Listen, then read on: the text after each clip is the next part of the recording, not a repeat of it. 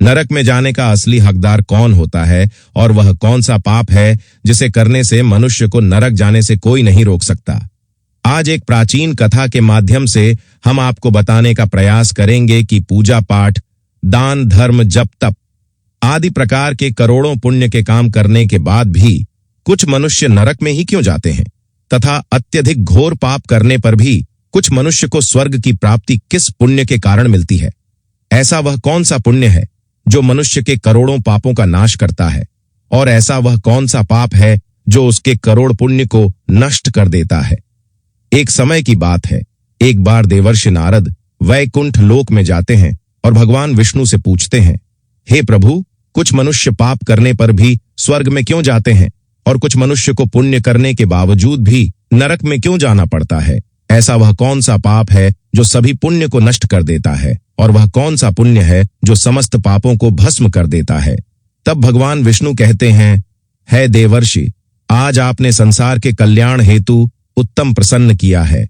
इसी संदर्भ में आज मैं आपको एक अत्यंत कथा सुनाता हूं, जिसे सुनकर आपको आपके सभी प्रश्नों के उत्तर मिल जाएंगे।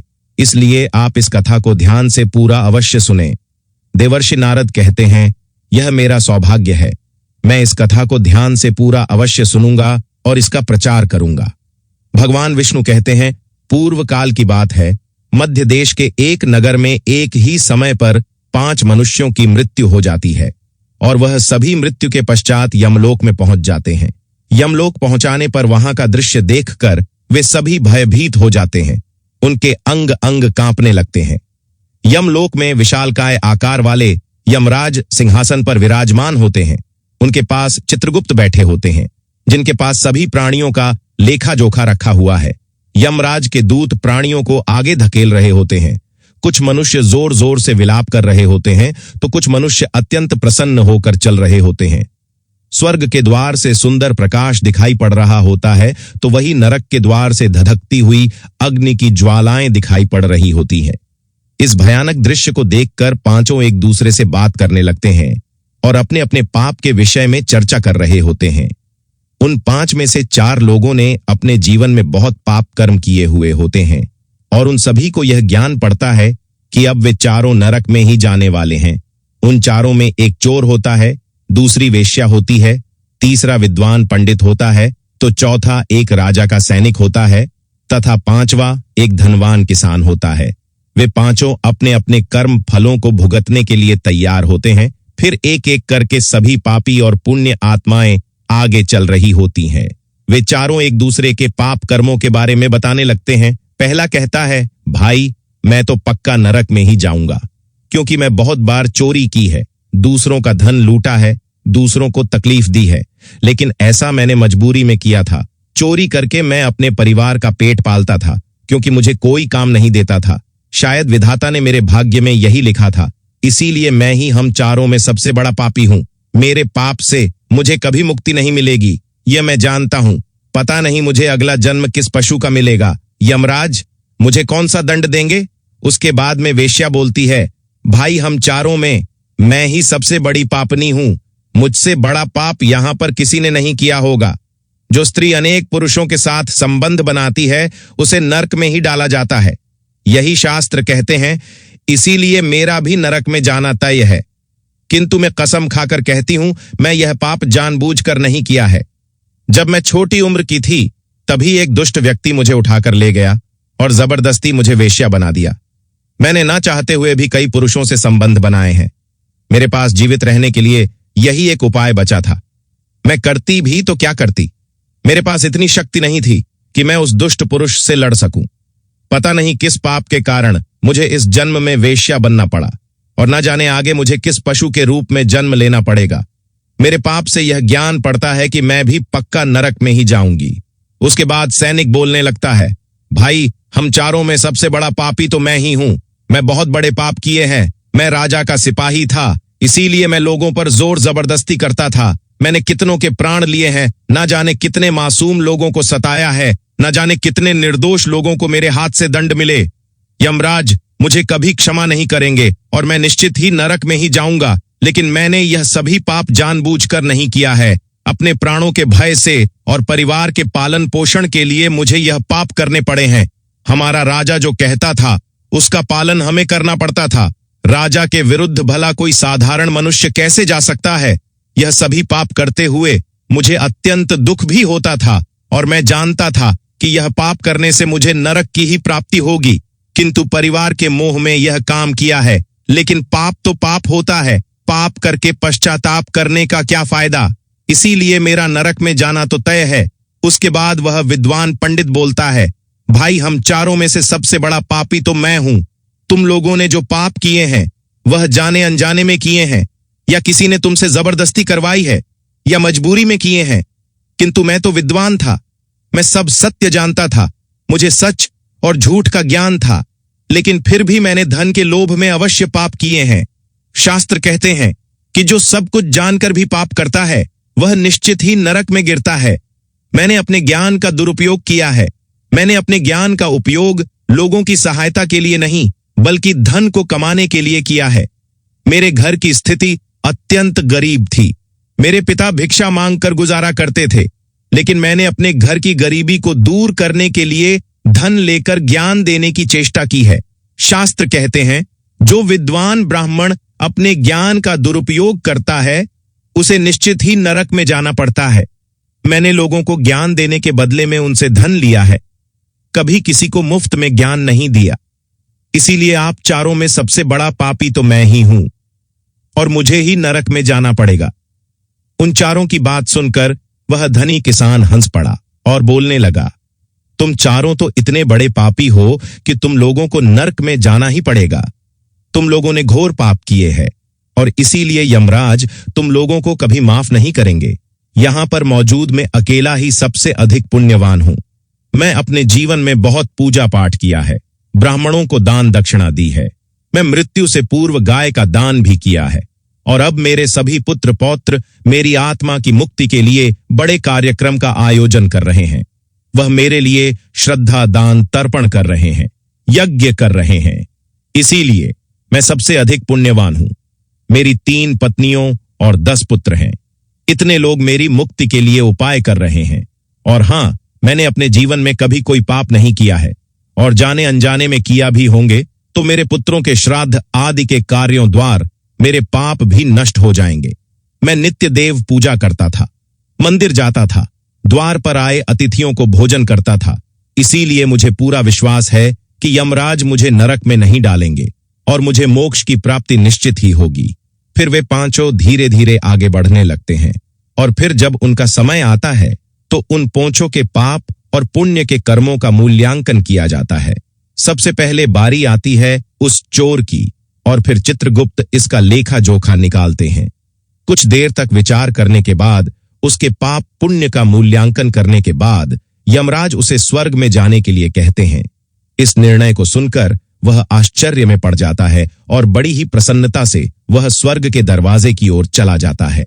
दूसरी बारी आती है वेश्या की। चित्रगुप्त उसका भी लेखा जोखा निकालते हैं और कुछ देर तक विचार करने के बाद उसके पाप पुण्य का मूल्यांकन करके यमराज उसे भी स्वर्ग में जाने के लिए कहते हैं। इस विचित्र निर्णय को सुनकर वह वेश्या भी आश्चर्य में पड़ जाती है। उसे यमराज के निर्णय पर विश्वास नहीं होता है और वह बिना कुछ कहे ही बड़ी प्रसन्नता के साथ स्वर्ग के द्वार की ओर चली जाती है। फिर तीसरी बारी आती है उस सिपाही की। चित्रगुप्त उसके भी कर्मों का लेखा जोखा निकालते हैं और कुछ समय विचार करके उसके पाप पुण्य का मूल्यांकन करके यमराज उसे भी स्वर्ग में जाने के लिए कहते हैं। इस निर्णय को सुनकर वह सिपाही भी सोच में पड़ जाता है और बड़ी ही प्रसन्नता के साथ वह स्वर्ग के द्वार की ओर निकाल जाता है। फिर चौथी बारी आती है उस विद्वान ब्राह्मण की। चित्रगुप्त उस ब्राह्मण के कर्मों का लेखा जोखा निकालते हैं और कुछ देर तक विचार करते हैं। फिर यमराज उस ब्राह्मण को भी स्वर्ग में जाने के लिए कहते हैं। फिर वह विद्वान ब्राह्मण विचार करता है, मैंने तो पाप किया है, फिर मुझे क्यों स्वर्ग में भेज रहे हैं। फिर वह भी मन ही मन प्रसन्न होकर स्वर्ग के द्वार की ओर चलने लगता है। उन चारों को स्वर्ग में जाता देख वह धनवान किसान बहुत दुखी और क्रोधित हो जाता है। वह सोचने लगता है कि यह कैसा न्याय है, इन पापियों को स्वर्ग जाने का मौका मिल रहा है। फिर मैंने जो पुण्य के काम किए हैं उनका क्या पापी और पुण्यवान एक ही जगह पर डाले जाएंगे तो पुण्य करने का क्या फायदा। फिर उस धनवान किसान को यहाँ के दूध जोर से धकेल देते हैं और कहते हैं, अरे पापी, तू आगे चल, तुझे नरक में डाला जाएगा, यमराज तुझे माफ नहीं करेंगे। यह सुनकर वह धनवान किसान भयभीत हो जाता है और कहने लगता है, मैं तो स्वर्ग में जाऊंगा, मैं कोई पाप नहीं किया है, मैंने जीवन में बहुत पुण्य किया है, देख लेना यमराज मुझे स्वर्ग में ही भेजेंगे। फिर वह धनवान किसान यमराज के सामने आकर खड़ा हो जाता है।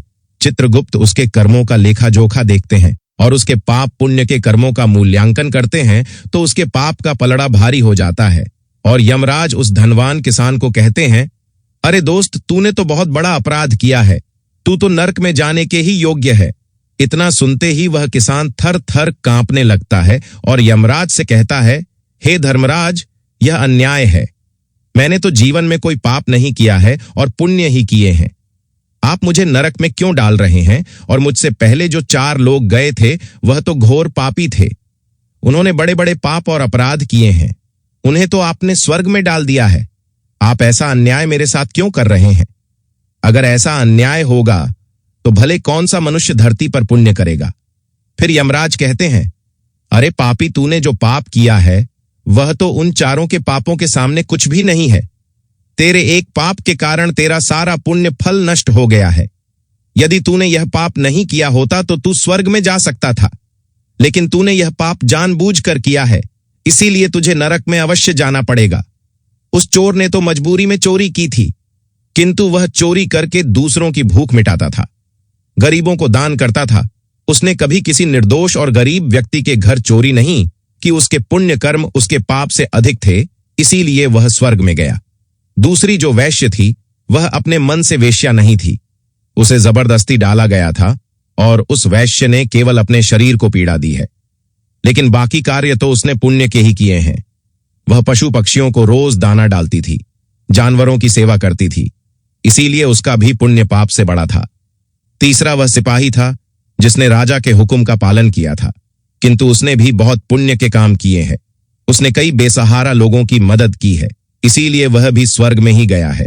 और चौथा वह विद्वान ब्राह्मण था, उसने अपने ज्ञान का दुरुपयोग अवश्य किया है, किंतु वह नित्य गाय की सेवा करता था, दान धर्म करता था, इसीलिए उसके भी पुण्य पाप से अधिक थे और वह भी स्वर्ग में ही गया है। इतना सुनकर वह धनवान किसान बोलता है, हे धर्मराज, इन 4 ने जो भी पुण्य किए हैं वह तो मैं भी किए हैं, बल्कि उनसे ज्यादा किए हैं। फिर भी मैंने ऐसा कौन सा पाप किया है जो मुझे नरक में भेजा जा रहा है? यमराज कहते हैं, हे दुष्ट, याद कर, तूने उस अबला विधवा नारी पर गलत आरोप लगाया था कि उसने तेरे घर पर चोरी की है, और इसके साथ ही तूने उसके ऊपर कई अन्य गलत आरोप लगाए थे। उसे व्यभिचारिणी और वैश्य कहकर उसके चरित्र का हनन किया है, और राजा ने उसे सत्य समझकर उसे अबला विधवा नारी को मृत्यु दंड दे दिया था। हे पापी मनुष्य, ब्रह्म हत्या, चोरी, मदिरापान आदि प्रकार के घोर पापों से भी प्रायश्चित करके मुक्त हो सकता है, किंतु दूसरों पर गलत आरोप लगाने पर कोई प्रायश्चित नहीं है। जो दूसरों पर गलत आरोप लगाता है, कभी दूसरों को झूठ कहकर उनके ऊपर दोष डालता है, वह तो सबसे बड़ा पापी है। उसके द्वार किए गए सभी पुण्य नष्ट हो जाते हैं। इसीलिए तूने जितने भी पुण्य किए हैं वह सभी उस एक बात के कारण नष्ट हो गए। फिर यमराज यमदूतों को कहकर उस पापी किसान को नरक ले जाने के लिए कहते हैं, और वह किसान रोता हुआ विलाप करता हुआ नरक के मार्ग पर चलने लगता है। हे देवर्षि, इस प्रकार से उन 4 ने पाप करके भी उन्हें स्वर्ग की प्राप्ति हुई है, किंतु उस किसान ने अपराध किया है, किसी अगला स्त्री पर गलत आरोप लगा के उसका चरित्र हनन किया है। एक स्त्री सदा ही पूजनीय है, जो भी पुरुष स्त्री पर गलत आरोप लगाता है उसे महापाप लगता है। कभी किसी स्त्री की दुर्बलता का फायदा नहीं उठाना चाहिए। पराई स्त्री को सदैव वही माता समझना चाहिए जो पराई स्त्रियों पर गलत दृष्टि डालता है, उसे पाप ही लगता है। जो विधवा दुखिया स्त्री को सताता है उसे नरक में जाना पड़ता है। मनुष्य को कभी सत्य का मार्ग नहीं छोड़ देना चाहिए। सत्य के मार्ग पर चलकर ही स्वर्ग की प्राप्ति होती है। सत्य का साथ देने से मनुष्य के सभी पाप भी नष्ट हो जाते हैं। तो दोस्तों, कभी किसी पर गलत आरोप नहीं लगाना चाहिए। सत्य जानकर भी असत्य का साथ नहीं देना चाहिए। जो दूसरों पर गलत आरोप लगाता है उसे यमराज कभी क्षमा नहीं करते। है मित्रों, आशा करता हूं आपको आज की कहानी अच्छी लगी होगी। अगर कहानी अच्छी लगी है तो वीडियो को लाइक और चैनल को सब्सक्राइब अवश्य करें। जय विष्णु भगवान।